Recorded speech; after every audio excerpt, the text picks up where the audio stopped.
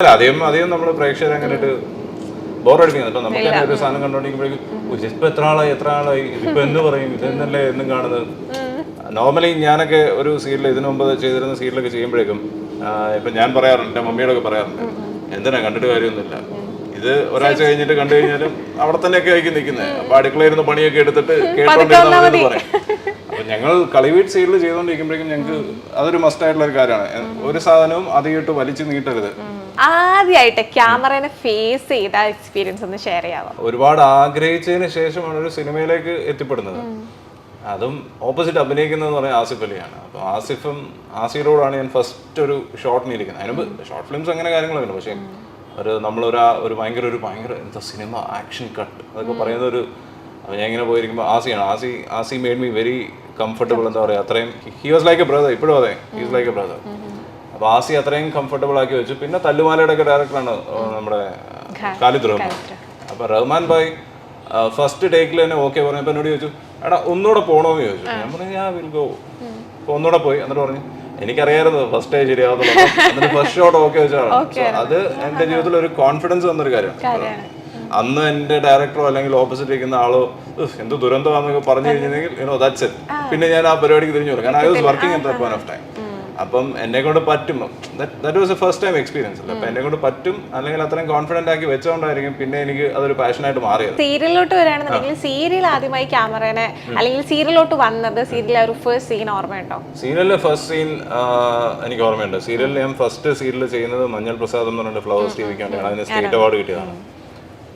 First scene എൻ്റെ ഓർമ്മ ശരിയാണെങ്കിൽ ഞാനും എൻ്റെ ബാക്കി 4 കൂട്ടുകാരും കൂടെ ഒരുമിച്ചിരുന്ന് സംസാരിച്ചുകൊണ്ടിരിക്കുന്നതാണ് first scene. That was a good experience. ഈ പറഞ്ഞാൽ അതൊരു സീരിയൽ ടീമാണെന്നുള്ള ഒരു ഡയറക്ഷൻ അങ്ങനെ ഭയങ്കര സീരിയസ് ആയിട്ടുള്ള ഒരു ലൊക്കേഷനൊന്നും ആയിരുന്നില്ല. പ്രദീപേട്ടനായിരുന്നു എൻ്റെ ഡയറക്ടർ, ദീപക്കേട്ടനായിരുന്നു ക്യാമറ. പിന്നെ എൻ്റെ കൂടെ അഭിനയിച്ചവരെല്ലാവരും എൻ്റെ ഏജ് ഗ്രൂപ്പായിരുന്നു. മേ ബി എൻ്റെ ഏജ് ഗ്രൂപ്പ് അല്ലെങ്കിൽ എന്നെക്കാളും കുറച്ചുകൂടെ ഏജ് കുറഞ്ഞ ആൾക്കാർ. അപ്പം നമ്മളൊരു കോളേജിലൊക്കെ പഠിക്കുന്ന ഒരു അവസ്ഥയിലായിരുന്നു നമ്മളവിടെ ഷൂട്ട് ചെയ്തിട്ട്. That was real fun. അപ്പം ഫസ്റ്റ് സീരിയൽ, പിന്നെ ഒബിയസ്ലി ഫസ്റ്റ് സീരിയൽ എന്ന് പറയുമ്പോൾ it's always A memory, special thing. കാരണം നമ്മൾ ആദ്യമായിട്ടൊക്കെ ടി വിയിൽ വീണ്ടും കാണാൻ പോകുന്നു എന്നൊക്കെ പറയുമ്പോഴേക്കും എക്സൈറ്റ്മെന്റ് കാര്യങ്ങളുണ്ട്. പിന്നെ that also happened out of the blue moon എന്നൊക്കെ പറയില്ലേ. ദർ വാസ് നോ എക്സ്പെക്ടേഷൻ, അല്ലെങ്കിൽ ഞാനത് ആഗ്രഹിച്ചിരുന്നല്ല, ലൈക്ക് ഇറ്റ് ഹാപ്പൻഡ്. അൺഎക്സ്പെക്ടഡ് ആയിട്ട് ആദ്യം എന്നെ ഒരു പ്രൊജക്ടിന് ഫ്ലവേഴ്സിൽ നിന്ന് വിളിച്ചു. ഞാൻ പറഞ്ഞില്ല എനിക്ക് സീരിയൽ ചെയ്യാൻ താല്പര്യമില്ല. ദാറ്റ് ടൈം ഞാൻ ഈ പറഞ്ഞ ലോക സിനിമാസൊക്കെ അത്ര അടുത്ത് നിൽക്കുന്ന ഒരു ടൈമാണ്. അപ്പോൾ എന്നോട് അതിൻ്റെ പ്രൊഡ്യൂസർ ഷാജിയാനൊക്കെ പറയും സീരിയൽ ചെയ്യാൻ എന്തിനാ ചെയ്യുന്നതൊക്കെ ചോദിക്കും. കാരണം ലൈക്ക് സീരിയൽ കഴിഞ്ഞിട്ട് സിനിമയിലേക്ക് എത്തിപ്പെടുക എന്ന് പറഞ്ഞാൽ വലിയൊരു ടാസ്ക് ആണ്, ഒരു ഹെർക്കുലിയൻ ടാസ്ക് എന്നൊക്കെ പറയുന്ന പോലെയാണ്.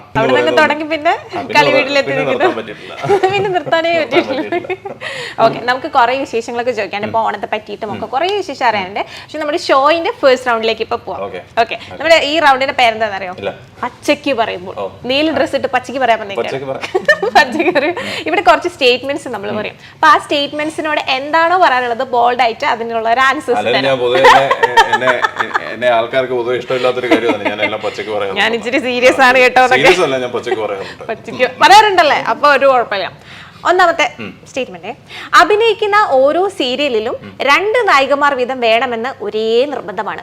എനിക്കല്ല നിർബന്ധം, കഥയ്ക്ക് അത് എഴുതി വെച്ചേക്കുന്നു. വിളിച്ചു കഴിയുമ്പോഴേക്കും ഞാൻ അവിടെ ചെല്ലുമ്പോഴേക്കും ആദ്യമേ ഡയറക്ടർ അറിയും ഇതിനകത്ത് 2 അല്ല 3 ഉണ്ട്, നിനക്ക് 3 പേരെ ഇഷ്ടമുണ്ടെന്ന് പറയും.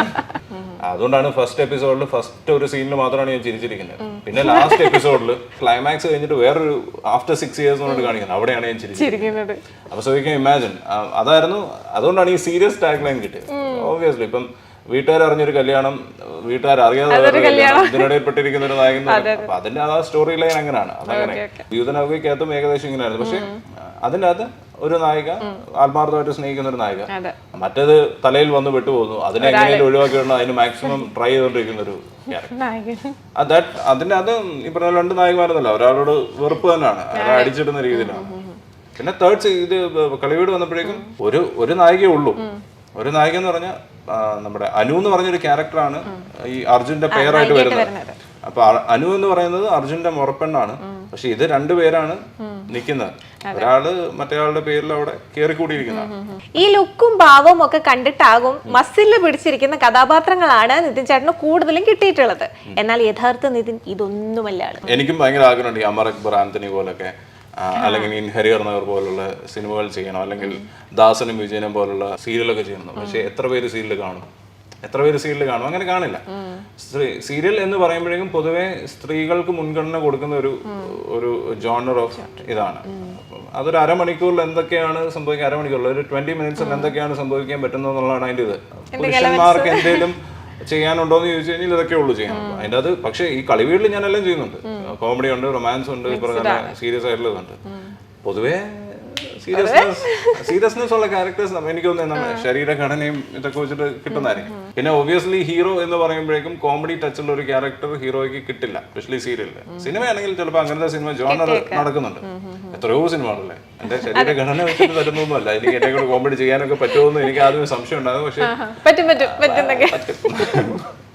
ഓക്കെ, അടുത്ത സ്റ്റേറ്റ്മെന്റിലോട്ട് പോകാം.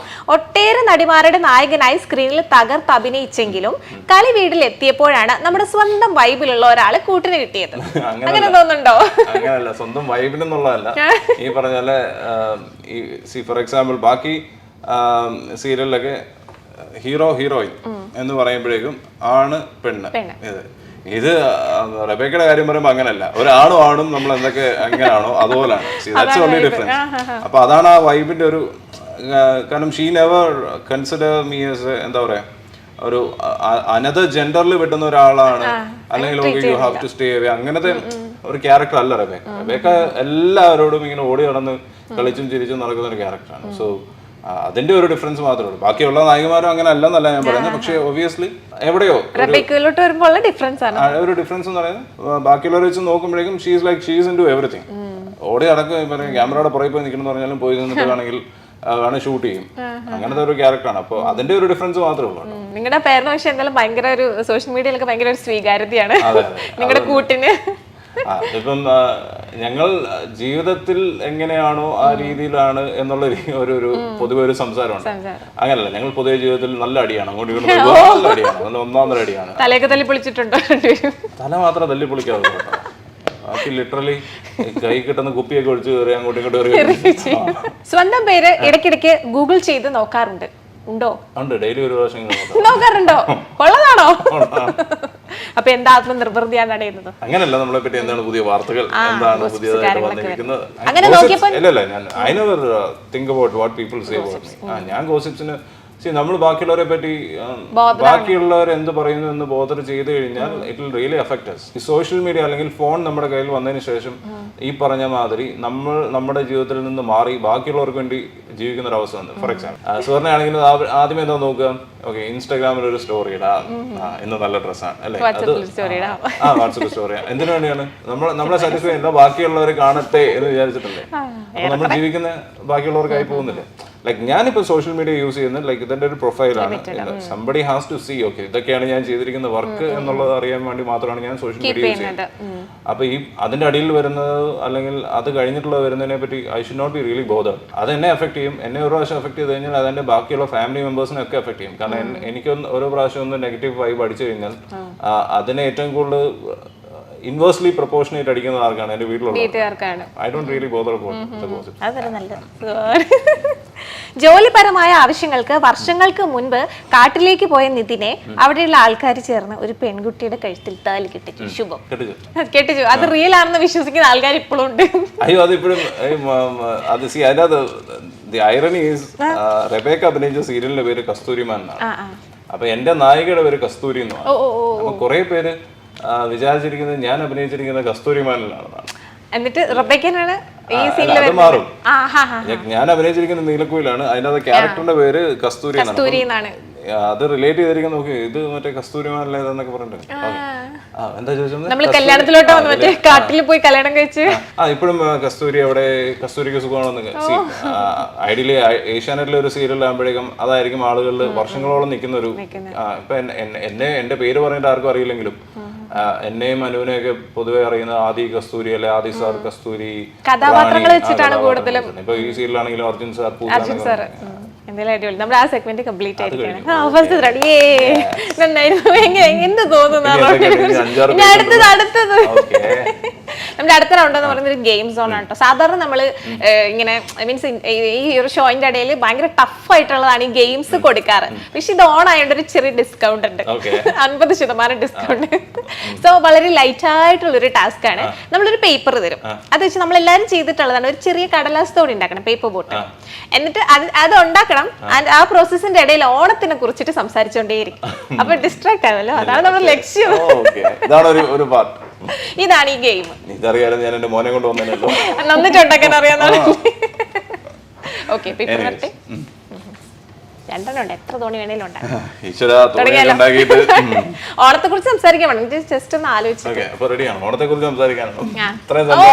ഇത്രയും സംസാരിച്ച് എനിക്കാണ് ഓണത്തെ കുറിച്ച് സംസാരിക്കാൻ. Ready, 3, 2, 1 go. ഓണം എന്ന് പറയുന്നത് നല്ലൊരു പരിപാടിയാണ് അല്ലേ? മലയാളികൾക്ക് ഓണം ഒഴിവാക്കി നിർത്തിയിട്ട് വേറൊരു ആഘോഷമില്ല എന്ന് പറയുന്നത് വലിയൊരു കാര്യമാണ്. എൻ്റെ അഭിപ്രായത്തിൽ നമ്മൾ ജാതി ഭേദമന്യേ ആഘോഷിക്കുന്ന ഒരു ആഘോഷമാണ് ഓണം. നമ്മുടെയൊക്കെ കുട്ടിക്കാലവും ആയിട്ട് വളരെയേറെ കണക്റ്റഡ് ആയിട്ട് കിടക്കുന്ന ഒരു ആഘോഷമാണ് ഓണം. എപ്പോഴും നൊക്ലാഞ്ചിയെ പറയാനായിട്ട് പറ്റുന്ന ഒരു സാധനമാണ് ഓണം. കാരണം എന്തിനേയും റിലേറ്റ് ചെയ്യുന്നത്. പക്ഷെ എനിക്കൊന്ന് ഇപ്പോഴത്തെ ഒരു തലമുറയ്ക്ക് ഓണം നല്ലോണം മിസ് ചെയ്യുന്നുണ്ട്. കാരണം എൻ്റെയൊക്കെ ചെറുപ്പത്തിൽ ഓണം എന്ന് പറയുമ്പോൾ എല്ലായിടത്തും ഊഞ്ഞാലിടാറുണ്ട്. എല്ലായിടത്തും അല്ല, നമ്മുടെ ഒരു 5 വീടുണ്ടെങ്കിൽ 5 പേർക്കൂടെ ആയിട്ട് ഒരു കോമൺ ആയിട്ട് ഒരു ഏരിയയിലെങ്കിലും ഒരു ഊഞ്ഞാൽ ഇടാറുണ്ട്, പൂക്കളം ഇടാറുണ്ട്. സദ്യ മസ്റ്റ് ആണ്. പക്ഷെ ഇപ്പൊ എല്ലാം ഇൻസ്റ്റന്റ് ആയില്ലേ, അതൊരു ഡിഫറൻസ് മാത്രമേ ഉള്ളൂ. പിന്നെ ഓണം ആകുമ്പോഴേക്കും ഏറ്റവും വലിയ ഹാപ്പിനെസ് എന്ന് പറഞ്ഞാൽ ഓണ പരീക്ഷ കഴിഞ്ഞൊരു 10 ദിവസം ലീവ് ഉണ്ട്. ആ ലീവ് കിട്ടുമ്പോഴേക്കും അമ്മ വീട്ടിൽ പോവാം. ഇതൊക്കെയായിരുന്നു ഏറ്റവും കൂടുതൽ ഓണമായിട്ട് റിലേറ്റഡ്. പിന്നെ ഈ പറഞ്ഞ പോലെ ഒരു ഓണം എന്ന് പറയുന്നത് വേറൊന്നുമല്ല, നമുക്ക് എല്ലാവർക്കും ആഘോഷിക്കാൻ പറ്റുന്ന ഒരു സംഭവമാണ്. നമ്മുടെ എല്ലാം കഷ്ടപ്പാടുകളെ മറക്കാൻ വേണ്ടി മാത്രമുള്ളൊരു ടൈം അല്ലെ? എല്ലാവർക്കും കഷ്ടപ്പാടുകൾ ഉണ്ടായിരുന്നു. ആ കഷ്ടപ്പാടുകളൊക്കെ മറന്നുകൊണ്ട് എല്ലാവരും ഒരേപോലെ ആഘോഷിക്കുന്ന ഒരു ആഘോഷമായിട്ട് ഞാൻ ഇന്നും കാണുന്നത് ഓണമാണ്. അപ്പൊ എന്റെ വള്ളം റെഡി. ആരാന്ന് വെച്ചാൽ കേറിക്കോ, എല്ലാവരും ഈ വെള്ളത്തിൽ കയറി പോയി കഴിഞ്ഞാൽ എവിടം വരെ മഴ പെയ്തിറങ്ങി നമുക്ക് കണ്ടോ നല്ല അടിപൊളി. ഇത് നമ്മൾ ഇങ്ങനെ വെച്ചിട്ട് ഇങ്ങനെ വരയ്ക്കൂല, ഇങ്ങനെ ഷേപ്പ് കിട്ടാൻ വേണ്ടി. ആ നല്ല അടിപൊളി തോണിയാ കേട്ടോ, കണ്ടില്ലേ? ഒരു കൈ തരാം. നന്നായിട്ടുണ്ട്, നല്ല ടാസ്ക് ആയിരുന്നു, നന്നായിട്ട് ചെയ്തു എന്നൊക്കെ. ഇപ്പൊ പറഞ്ഞ പോലെ തന്നെ ഓണം എന്ന് പറയുമ്പോൾ നമുക്ക് ഒരുപാട് മെമ്മറീസ് ആണല്ലേ. ഏറ്റവും കൂടുതൽ ഇപ്പൊ ഓണം എന്ന് പറയുമ്പോൾ ക്വിക്ക് ആയിട്ട് ഓർമ്മ വരുന്ന ഒരു മെമ്മറി എന്താ? ഓണം എന്ന് പറയുമ്പോഴേക്കും എൻ്റെ മനസ്സിലേക്ക് ഏറ്റവും പെട്ടെന്ന് ഓടിയെന്ന് പറഞ്ഞല്ല, ഓണത്തിന് ഞങ്ങൾ സ്കൂളിൽ പഠിക്കുമ്പോൾ നമ്മൾ എന്തായാലും അത്തപ്പൂക്കളം ഇടണം. അതൊരു മത്സരമാണ്, എല്ലാ ക്ലാസ്സും തമ്മിലുള്ള ഒരു കോമ്പറ്റീഷൻ ആയിരിക്കും. അപ്പൊ ഓണം ആകുമ്പോഴാണ് ആദ്യമായിട്ട് മുണ്ടുമെടുത്ത് കളർഫുൾ ഡ്രസ്സൊക്കെ ഇട്ടിട്ട് നമ്മൾ ഈ അത്തപ്പൂക്കളത്തിന്റെ എക്സാം കഴിഞ്ഞു, അതിന് പിറ്റേ ദിവസമുള്ള ഒരു പരിപാടി. അപ്പൊ ഇതിന് ഓണപ്പൂക്കള് ഓർഡർ ചെയ്തിരുന്നു, നമ്മൾ തന്നെ പ്ലാൻ മറ്റേ പൂക്കളത്തിന്റെ ഒരു ഡിസൈൻ പ്ലാൻ ചെയ്യുന്നു. അതിന്റെ പുറകെ രാവിലെ തൊട്ട് ഓടി നടക്കുന്നു. പിന്നെ അന്നാണല്ലോ സ്വാഭാവികമായിട്ടും ആദ്യമായിട്ട് പെമ്പിള്ളാരൊക്കെ സാരി അതിന് ഫുൾ ബിസിയാണല്ലോ. അതാണ് എന്റെ മനസ്സിൽ ഓണം എന്ന് പറയുമ്പോഴേക്കും ആദ്യം ഓടിയത്. അത് ലൈക്ക് ഇതല്ലേ ഈ അത്തപ്പൂക്കളായിട്ട് നമ്മൾ പ്രൈസ് മേടിക്കുന്ന ഒരു സംഭവം. നമുക്ക് അന്നേരം അറിയാലോ, ആ സമയത്ത് ശർക്കരയില്ല, തേങ്ങയില്ല, മറ്റേ പൂക്കളില്ല, സാധനമില്ല. That is there in the mind. അതെന്റെ ഒരു +2 വരെയുള്ള സമയത്തിന് സാധനങ്ങൾ അങ്ങനെ. That's one of the best memories. കാരണം അവരെല്ലാരും ഇപ്പോഴും ദേ ആർ സ്റ്റിൽ ദെയർ എന്ന് പറയുമ്പോഴേക്കും എവിടൊക്കെയാണ് എങ്ങനെയാണെന്ന് അറിയില്ല, പക്ഷെ അതിനെ പറയുമ്പോഴേക്കും അവരൊക്കെ മൈൻഡിലേക്ക് വരും, ആ കൂട്ടുകാരൊക്കെ മൈൻഡിലേക്ക് വരും. So that is